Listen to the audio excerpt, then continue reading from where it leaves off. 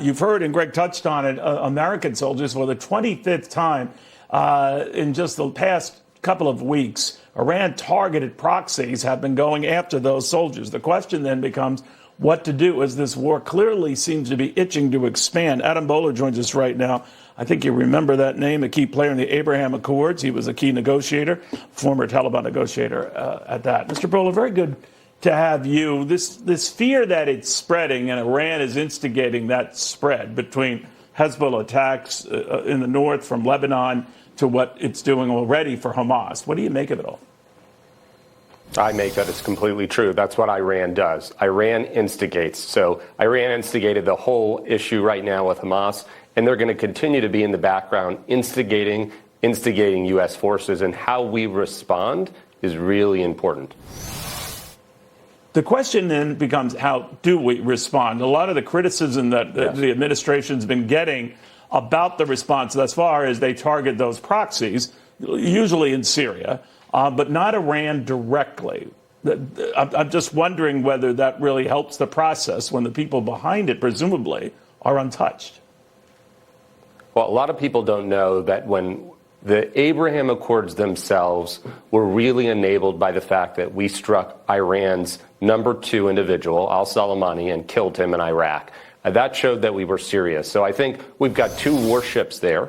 We can respond directly to Iran if necessary. I think we need to make it very clear that if Iran continues to instigate, it's not just the instigators, it's Iran itself. So I think that shows strength in the region. This is not a region that responds to a lack of restraint. It's a region that responds to strength. So let me get your take on how it's being handled thus far. Of course, Israel's come under enormous criticism for disproportionately responding to the attacks a little more than 3.5 weeks ago that claimed 1,400 lives. They have a very different take on that, understandably.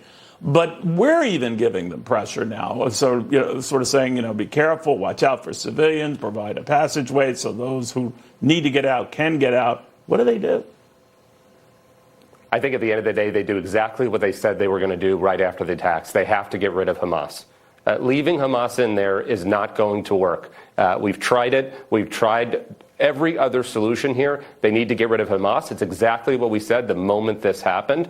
We knew, and people knew, that international effort and international support was going to wane during there. We have to support Israel in getting done what they need to do. It's not pretty. These aren't easy things. If it were easy, they wouldn't be there in the first place. But Hamas has shown that they are not a neighbor that you can leave in there. In the same way, Al-Qaeda needed to be eliminated. In the same way, ISIS needed to be eliminated. These are terrorists. We need to eliminate them. And it's not going to be easy, but we need to support Israel in doing that.